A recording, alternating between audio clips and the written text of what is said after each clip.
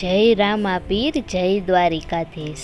મિત્રો, મારી ચેનલ ભક્તિ શ્રદ્ધામાં આપનું હાર્દિક સ્વાગત છે। તો આજના વિડીયોમાં આપણે વાત કરશું રામદેવ પીરના પરમ ભક્ત એવા હરજી પાટી વિશે। રામદેવ પીરના ઘણા બધા ભક્ત થઈ ગયા અને તેમાંના જ આ એક ભક્ત હતા હરજી પાટી। જો તમને વિડીયો સારો લાગે તો લાઈક કરો, શેર કરો અને ચેનલને સબસ્ક્રાઈબ કરો। ઉગમસિંહ ભાટી નામના એક રામદેવજીના પરમ ભક્ત હતા અને તે મહાધર્મના પરમ ઉપાસક પણ હતા। તે દર અંજવાળી બીજે જાગરણ કરે, પાઠ કરે, ભજન કરે અને ક્યારેક ક્યારેક તો રણુજામાં જઈને રામા સરોવરની પાળ ઉપર ભજન કરે, સમાધિ ઉપર ધજા ચડાવે અને ધૂપેડો પણ કરે અને તે આમ રોજ રામદેવ પીરની આરાધના કરે। એ જ ઉગમસિંહ ભાટીના ઘરે વિક્રમ સંવત 1757માં એક કુંવરનો જન્મ થયો અને તેનું નામ હતું હરજી ભાટી। તેના પિતાજી પાસેથી જ સંસ્કાર લીધા।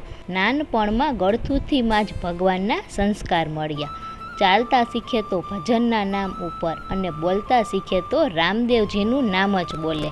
અને એ જ્યારે નાના હતા ત્યારે પિતા વગડામાં તેને ભેગા લઈ જતા અને વગડામાં ઘેટા બકરા ચરાવે અને ઝાડના છાયે રામદેવ પીરની ધૂન ગાય અને આ બાળક પણ કાલી ઘેલી ભાષામાં ધૂન ગાય। આ હરજી ભાટી જ્યારે 14 વર્ષના હતા ત્યારે માતા અને પિતા બંને ગુજરી ગયા અને હરજી હવે તો સાવ એકલા થઈ ગયા।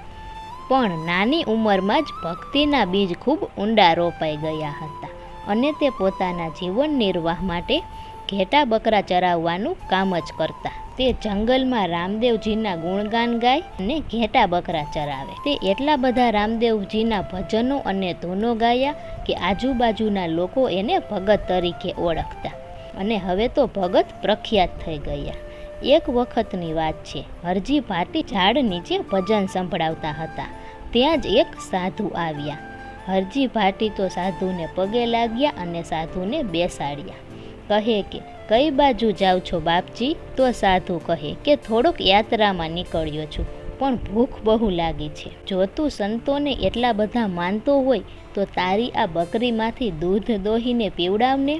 તો કહે કે મારું નામ હરજી ભાટી છે, એમ કહીને તેનો પરિચય આપ્યો અને કહ્યું કે મારી બકરીઓ નાની છે, આમાંથી કોઈ પણ વિયાયેલી બકરી નથી। તો કહે કે તારે ન પીવડાવવું હોય તો ના પાડ, પણ કહે મહાત્માજી, હું મારું ટિફિન પણ હમણાં જ જમી ગયું, જો તમે વહેલા આવ્યા હોત તો મારું ટિફિન તમને આપી દેત અને આ મારી ભંભલીમાં પાણી પણ નથી, નહીં તો પાણી આપીને પણ તમારું સ્વાગત કરત અને આ વિયાણા વગરની બકરીઓ દૂધ શું આપે, નહીં તો તમને દૂધ પણ પીવડાવત।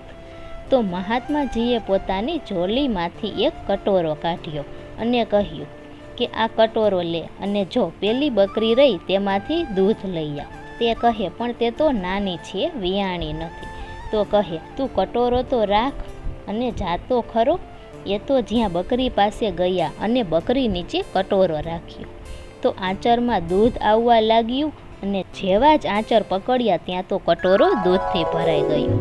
તે મહાત્મા પાસે જઈને કહ્યું, સાચી વાત છે, કટોરો તો ભરાઈ ગયો।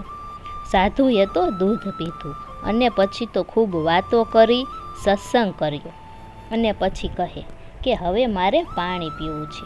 તો કહે કે મારી ભંભલીમાં પાણી નથી।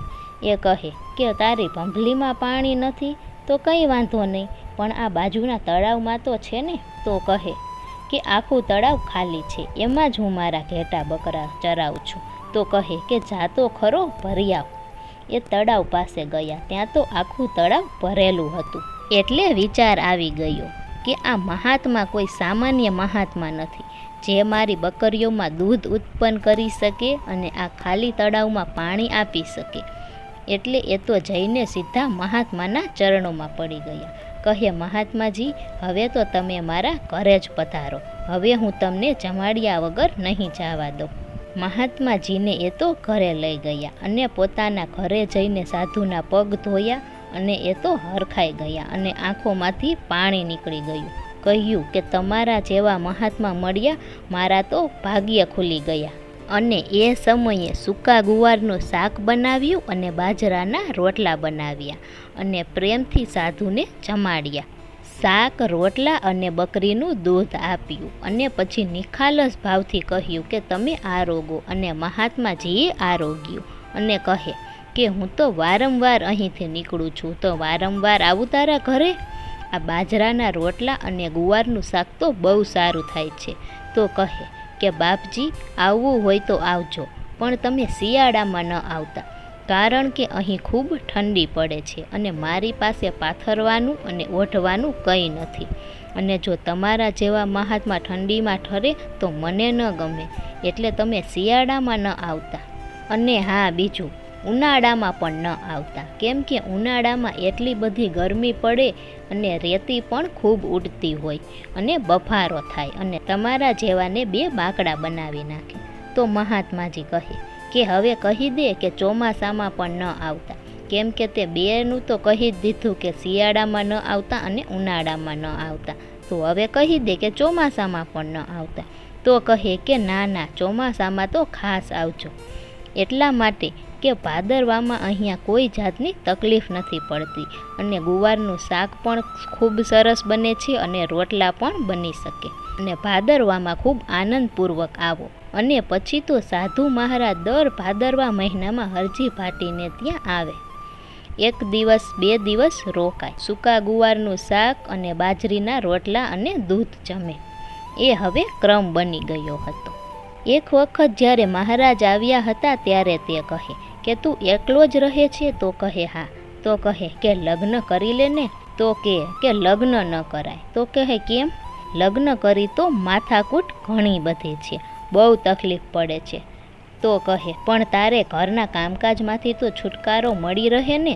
તું આ ઘેટા બકરા ચારીને આવ તો તારે જ રોટલા બનાવવાના, તારે જ શાક બનાવવાનું, અને પછી તું ઘરડો થઈ જાય, પછી તારાથી કામ નહીં થાય તો કોણ કામ કરવા આવશે? હું તો તારા હિત માટે કહું છું કે લગ્ન કરી લે.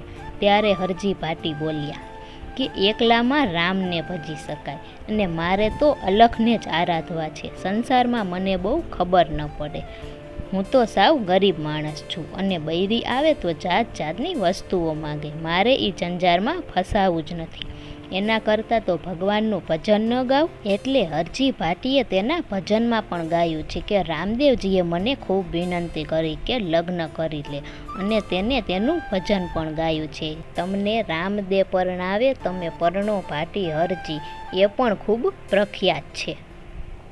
અને આમ ભાટીને બહુ મનાવ્યા, પણ છેલ્લે તેને પગ પકડી લીધા અને ભાટીજીએ કહ્યું કે સાચું કહું ને રામદેવજી, તો મને પરણવાનો આગ્રહ ન કરો. મારી એ ઈચ્છા છે જ નહીં, અને મને પરણાવો હોય તો પરમાત્મા સાથે પરણાવો અને હું સાધુ સંતોની સેવા કરું અને રામદેવજી આપના ગુણગાન ગાવું અને એમ મારું આખું આયખું પૂરું કરું. આમ રામદેવજી મહારાજ દર વખતે સાધુના વેશમાં પધારતા. તે ગુવારનું શાક અને રોટલા ખાવા ન આવતા, પણ એને જ્ઞાન આપવા માટે આવતા. તેને કહ્યું કે હરજી, તારા અંતરમાં હવે જ્ઞાનના અંજવાળા પથરાઈ ગયા છે. મારી આનંદની કોઈ સીમા નથી. હવે તું ઘેટા બકરા ચરાવવાનું બંધ કરી દેજે. અને હડાહડ કળિયુગ આવી રહ્યો છે અને આવનારા દિવસોમાં પવિત્રતા રહેશે નહીં, માટે તારે અંજવાળું પાથરવાનું છે. અને જા, આ અક્ષય જોડી આપું છું. એક અક્ષય જોડી આપી અને કહ્યું કે આમાં તું સવાર સાંજ ગુગળનો ધૂપ અને ઘીનો દીવો કરજે અને એમાંથી તું જે ઈચ્છા કરીશ એ નીકળશે. હરજી ભાટી કહે કે પ્રભુ, કંઈ આધાર તો આપતા જાઓ, તમે તમારી પાદુકા આપતા જાઓ. અને રામદેવજીએ પાદુકા આપી અને રામદેવજી અંતર ધ્યાન થઈ ગયા. અને આમ રામદેવજીએ સમાધિ લીધા પછી જો કોઈને સાધુના વેશમાં મળ્યા હોય તો એ છે હરજી ભાટી, અને એ વારંવાર આવ્યા છે અને હાજરા હજુર આવ્યા છે. અને પછી તો હરજી ભાટીને વૈરાગ્ય જાગી ગયું અને તે રાજસ્થાનના ગામડે ગામડે ફર્યા છે અને તેને મહાધર્મનો બોધ આપ્યો છે. જય રામાપીર, જય Dwarkadhish. Thank you for watching.